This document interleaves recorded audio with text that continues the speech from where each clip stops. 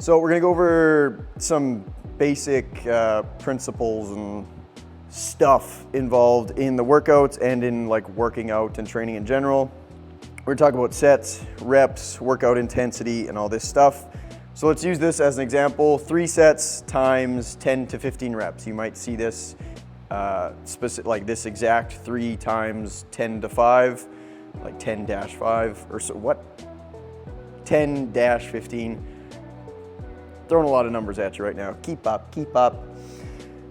What this means, if you don't know, if you're new to all this, a repetition is how many times you lift the weight or do the movement. So if it says 3 times 10 to 15, 10 to 15 is the number of reps you're gonna do. So you're gonna do, let's say it's push-ups, you're gonna do 10 to 15 push-ups. Anywhere in that range is good. A set is how many times you complete that given number of reps. So for 3 sets of 10 to 15, you would do 10 to 15 push-ups, you'd rest, you do it again, 10 to 15 push-ups, that's 2 sets, rest, you do it again, 10 to 15 push-ups, you do it 3 times, okay? 3 sets of 10 to 15.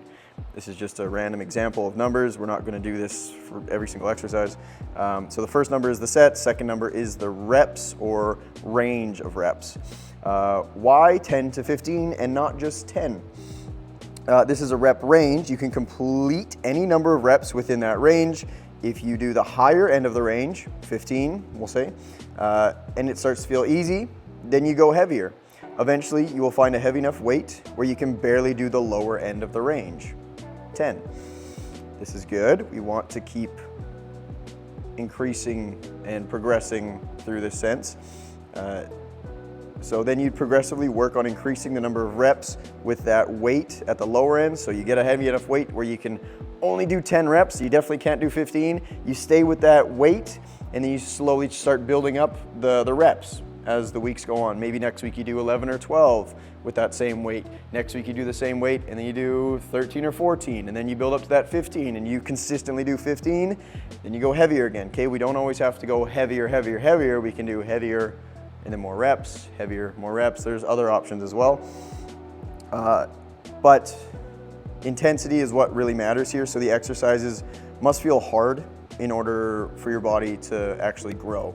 Okay, if it's just easy, easy, easy, easy, then your body's not required to actually adapt, to grow, to get stronger, okay? In order for your body to get stronger, it has to be given a hard enough stimulus where it's like, oh shit, what was that? We need to better prepare for next time. That's when your body is like kind of breaking down after that workout. That's why recovery is so important, so we can get stronger the next time we come do that exercises. Talking about rep ranges, the lower reps, maybe like 1 to 6 reps, biases a little more strength and some hypertrophy. Hypertrophy is the process of building muscle. Gains, as we call it. So the lower reps require more weight. Okay, you're not just going to do super lightweight and do less reps because that's just not enough for you. Mid reps, maybe like 6 to 12 or so. These numbers are really approximate, give or take a handful sometimes. So this is less strength, a little more hypertrophy, that muscle building stimulus, and you'll feel that muscle burn a little bit more.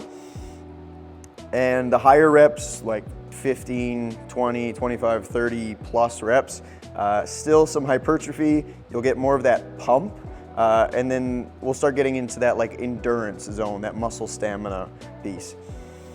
So you'll feel that good muscle pump and probably get out of breath a little bit. This is why when you go to like those circuit classes, they typically don't offer a lot of heavy weights. Sometimes they'll say, oh, we're working on strength, and the heaviest weight they got is like 15 pounds, which is not very heavy for most people, depending on the exercises, but they'll give you lots of reps to do, lots of reps. You're gonna get you're gonna get out of breath, you're gonna get tired, and then you move on to the next exercise, and it's just lots of bang, bang, bang, bang, and you're like, wow, that was a great workout, but you're not really gonna get a lot stronger if that's the case. Sorry. Yeah, again, so low reps doesn't mean using lightweight and just stopping at that lower rep number. It means you should be using a load heavy enough to really challenge you for that lower rep number. This goes for all the rep ranges, okay? Whatever rep range you're using, this is like a bit of a guide, but the number itself, there's no magic in that specific number. It all revolves around intensity. It has to be difficult. It has to be challenging. You have to get to the point where you're kind of like, uh-oh. You gotta get to that uh-oh moment. We're gonna talk about RPE, or rate of perceived exertion. This is another intensity piece. So intensity is really just how hard are you training? How difficult is the exercise? And this will vary from exercise to exercise typically. You don't have to go to failure every single set, but the exercise should be difficult. At the beginning of each phase, you will leave a little more gas in the tank, so leaving a couple reps to failure. Failure is when you get to the point where you're shaking to get the bar up and you just can't do it. Okay, that's failure. You can't do anything left, or you can't do anything else. You drained your tank, okay?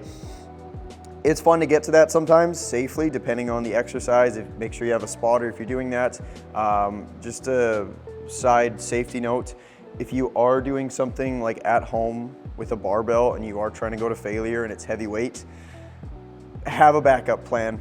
Okay, I've heard some horror stories of people that like get pinned under the bar at home. I'm not trying to scare you, this is just real shit. So maybe like don't have the clips on one side just in case you have to kind of like bail it, but try to have a spotter. If you have a rack where it has like the safety bars on them, use them, put them at a good height. Or worst case scenario, if it's life or death, just send the bar off of you on a squat or something like that. Anyways, this is actually more important. So the intensity part is more important than following the sets and reps to a T, okay? If you're not training hard, then nothing is happening. So we will use this RPE, rate of perceived exertion, as a guide to help you figure out how intense to train. RPE stands for rate of perceived exertion. So it's like a scale of how hard you're working, how hard it feels to you that you're working, that you're exerting yourself. And it's essentially just a scale of 1 to 10, 1 being the exercise is easy, and like easy and rolling a ball down a hill. I don't know what I was writing. It's as easy as rolling a ball down a hill, I guess, that's a 1. 10 being the point where you're shaking to get the weight up and there's a chance that you may or may not drop it on your face. Okay, so we'll be training around an 8 or 9 RPE for the most part. Sorry, I don't know what happened there. So in the earlier phases, begin around phases? Maybe having a little bit of a stroke. Let's keep going. In the earlier phases, we'll begin to work around like an 8 RPE. So you leave a little bit of gas in the tank, and then each phase or week will move towards like 9, towards 10, depending on a given exercise. You want to leave a little bit of gas in the tank at the beginning. It just gives you some room to grow. Okay, if you go to failure all the fucking time, it's a whole lot on the body, and it doesn't give your body that much of an opportunity to adapt. You might just be like hammering everything a little bit too hard. So leave a little bit of space there, but again, not too much. You want to feel it. It has to feel difficult. So this RPE system works great because realistically, you're not going to be showing up to the gym feeling the same every day. I like this part. Pay attention. One day, you might show up a little bit sleep deprived. Another, you might feel like $1,000,000. Another, your back might be achy and sore. Regardless, you'll be expected to train towards that given RPE for that day. Some days, 10 reps of a goblet squat with a 50-pound dumbbell might only feel like a 7 RPE. Other days, it might feel like an 11, okay? So adjust accordingly. So the RPE scale is great because sometimes shit happens, right? You are sleep deprived, you just feel shitty, you might be just overcoming an illness or an injury or something, and stuff just feels way heavier and harder than it did last week. That's okay, okay? What we care about is this intensity. So if it says 8 RPE and last week you did 50 pounds and this week it feels damn near impossible to do that same amount of reps with that 50 pounds, obviously, ideally, you'd want to do a little bit more than last week, but sometimes you just can't, okay? Don't beat yourself up, do what you can. Next week, you'll probably be feeling better if you change what happened last time. You know, if you stayed up late drinking beers with the boys, then you're gonna try to not do that next time so you can progress further. for tracking your performance, you got to do this, okay? This is really fucking important, actually. So you can either track the weight and the reps. So on Train Heroic, you can either track the weight and the reps for like each individual set. A lot of them you'll just see like one set on there, and you can add another set, add another set, add another set. So like fill it out between every single set. Or that starts to get kind of tedious. So my favorite option is just do it at the end of your final set. So record it just as like one set, so you don't have to like implement all of them. It just saves you a little bit of time and you get the same idea. So this is what I do, especially for the dense training and the testing weeks, which we're going to talk about. Hold on to that. So instead of like dense training, I'll just give you a brief little overview. It's 10 sets. It's like every minute on the minute. So instead of filling it out after every set, I did this many reps for set 1, set 2, set 3, set for like 10 sets, just because that's tedious and annoying to do.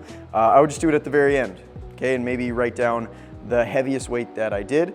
If I varied my weight a lot in that 3 sets, 5 sets, 10 sets, whatever it is, maybe I'll make a note, make a little comment on there saying I used weights this to this, okay? So next time I can try and use that heaviest weight the whole time.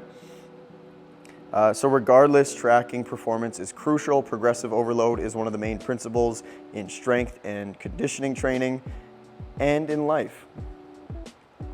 Think about that. Progressively making it harder week after week is required for the gains. If you do not have numbers to go off of, then you'll just end up doing the same weight and reps and using this.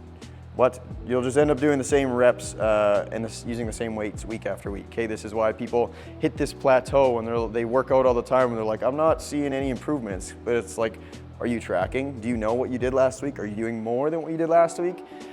We have to have this. We got to have pen to paper here. We got to see what we did last week to do a little bit more. This goes for strength training. This goes for trying to build muscle. Mobility can be a little bit tougher to track if there's no weight and it's just body weight. You can maybe increase it through time. You can increase it through like depth if you can control, like measure that a little bit. If it's like a stretch, like a loaded stretch, something like that. For endurance, cardio, stamina, whatever you want to call it, run a little bit farther or go the same distance, try and do it a little bit faster. It applies to everything, right? We just have to do a little bit more than last time. That's how we get better. This is what forces our body to adapt. So talking about the lifting technique and some modifications here, send videos to me, okay? I want to see this. Don't keep using shitty technique just because you're too shy to set up your phone and take a video of yourself doing an exercise. I was gonna swear, but it actually wasn't necessary to swear there. So if you don't have a mirror, then also taking a video of yourself is just really useful, okay? There's a lot of value in just seeing what you look like from the side. Go one step further, send me the video, okay? I look at a lot of things that you might not be looking at, okay? A lot of people are just struggling with their squats and they're focused on just like their back. Meanwhile, I'm looking at the ankles a lot of the time, seeing what they have for range there. So I love to help people advance their technique, make these little tweaks, maybe give you some different cues and you'll figure out how to use a different muscle properly or use it like how to use your glutes on a squat, let's say, or deadlift, something like that, okay? Send me videos, I wanna see this. It's not weird.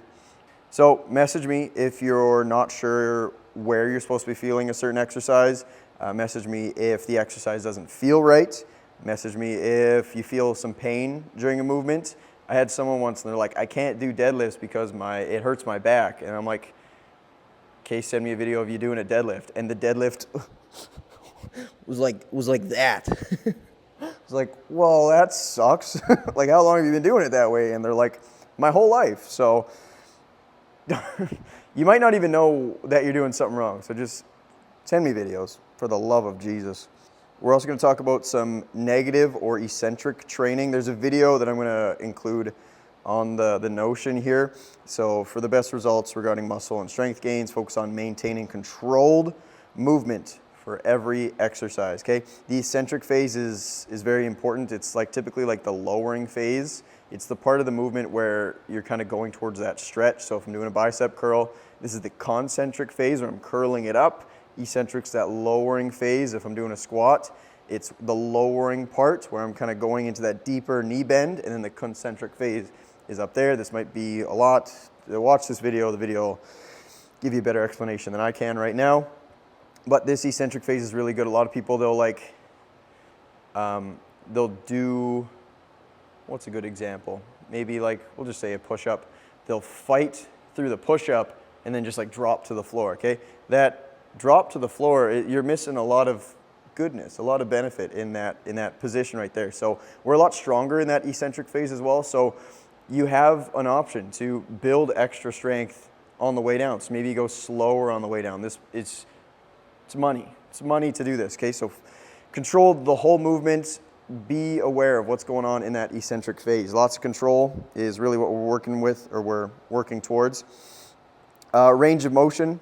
You're going to see the 3 letters ROM scattered throughout the program. It stands for range of motion.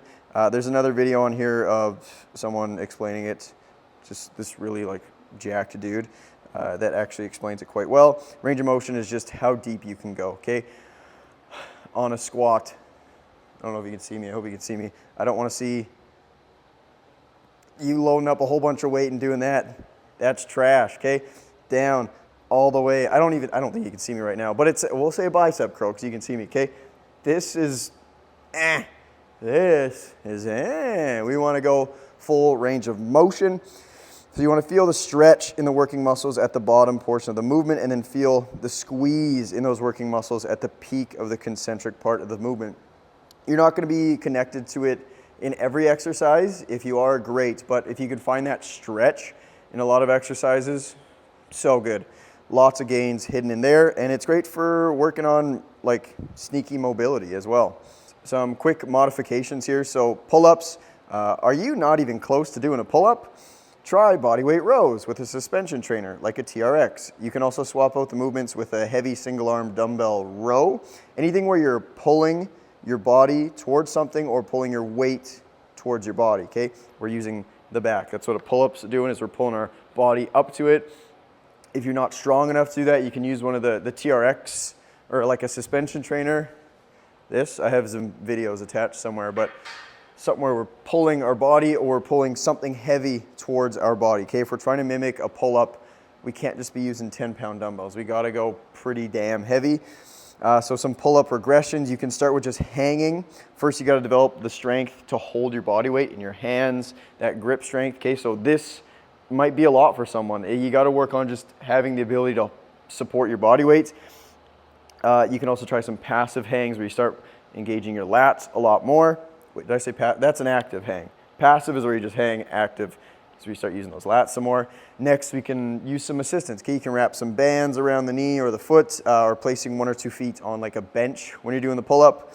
And you kind of just have to practice different parts of the movement. Again, like that eccentric phase, that lowering phase, we're a lot stronger in it. Typically, you might get to the point where you can't pull up yet, but if you start at the top, you might be able to control it down. Okay, we want to get good at that. Maybe find a position where you can hold it. It's going to be hard, but hold it for a little bit and then drop down slow. So getting in practice in all these different positions. And then through there, we just decrease the assistance and just continue practicing, okay? If you're serious about getting your first pull-up, shoot me a message and I'll give you a whole bunch more tips. It's doable if you want to do it. If you only have light weights, or what if you don't have enough heavy weights? This is a very common thing if people are doing like an at-home program. I encourage you to invest in your health and purchase some. You don't even need a set or a pair of heavy dumbbells. Simply just like a single heavy dumbbell can really take your body to the next level. Sometimes you don't need like 2 50s. If you just grab 150 and do some single arm or single leg stuff, that makes a big difference. Try looking for used equipment, Kijiji, Facebook Marketplace, or like those discount fitness equipment stores. Rant coming in. Gone are the days where women, sorry, not picking on the ladies, it just has to be said like this. Gone are the days where women grab the 12-pound dumbbells and consider it strength training.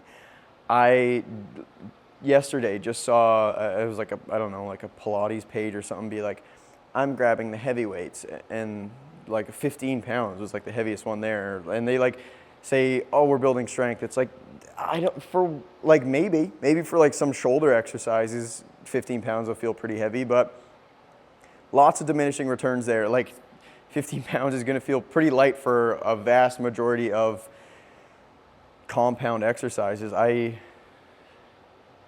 can't think of many like compound moves, the moves that use multiple like joints, where 15 pounds is going to feel really heavy, unless you're in like rehabilitation mode or you've never worked out ever. I digress. Actually, no, I don't digress. We keep going. The women's health magazines can get right fucked, in my opinion. Obviously, this will be a slow build. Going back to the women's magazines, they're the ones that like use that, talk about like all the toning and like you need lighter weights and lots of reps in order to get muscle, because you don't want to be too bulky. You don't want to look like a man and lift heavy weights. Shut the fuck up. So obviously this will be a slow build. If a 12-pound dumbbell feels heavy at the start, then that's fine. But we will get you stronger than that. If you lift heavy, your body composition will change for the better and you'll feel more confident. The ladies and gentlemen in our gym have gotten strong and they feel badass.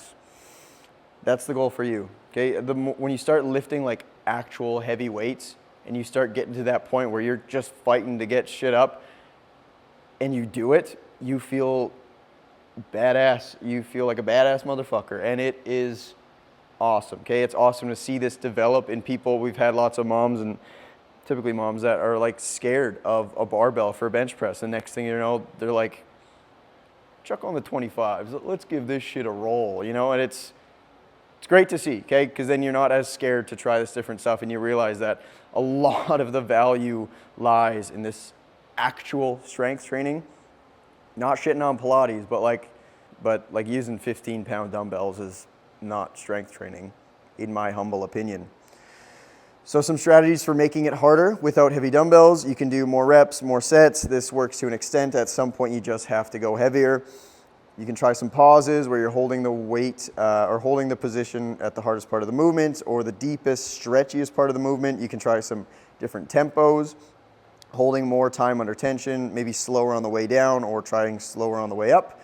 You can master your technique. This is another way to just get to like evolve or progress without going heavier, more reps or all this stuff. Just work on your technique itself. So feeling like every ounce, every inch, every centimeter of a movement. So executing the reps with perfection to make the reps look smooth, like butter, like butter. That full range of motion we talked about previously, so going all the way down and all the way up. You can try some partner resisted stuff. If you got a lifting buddy, they can push down on the weights to make them feel heavier, or if you're doing a body weight exercise, they can push down on you as well. This works great because whatever they do to you, you can do right back to them. And you can try some band resisted stuff as well. You can jimmy rig a band around a dumbbell if you're creative and savvy enough. And some at-home hacks here. I love these. You can try like some adjustable dumbbells. You can invest in those, the ones with the dial. They work pretty good. My favorite option is getting like the old school version, like where it's got the little bar and then you huck the little weights on the side and you got the spinny thing. You can make them as heavy as you'd like. Obviously, it's a bit of a bitch to change that around a lot. So maybe you get like these different bars and you have some different weights ready to go, but it's a good option. And then here's a fun one I've never heard anyone really talk about. You get some ankle weights, some 5-pound ankle weights, or like the 2.5 pounds, and then you just kind of stack them together. And you put them around your wrists, so you don't have to buy, if you're making your own gym at home, you don't have to buy all the 5-pound increments. So instead of getting 10s, 15s, 20s, 25s, and spending all that money, you get 10s, 20s, 30s. You get these ankle weights, and then when you're trying to progress past 10 pounds, you put on those ankle weights, make it 15. Once that's fine, then you go 20, take off the ankle weights. You get it, you get what I'm saying. Brilliant. Think outside the box.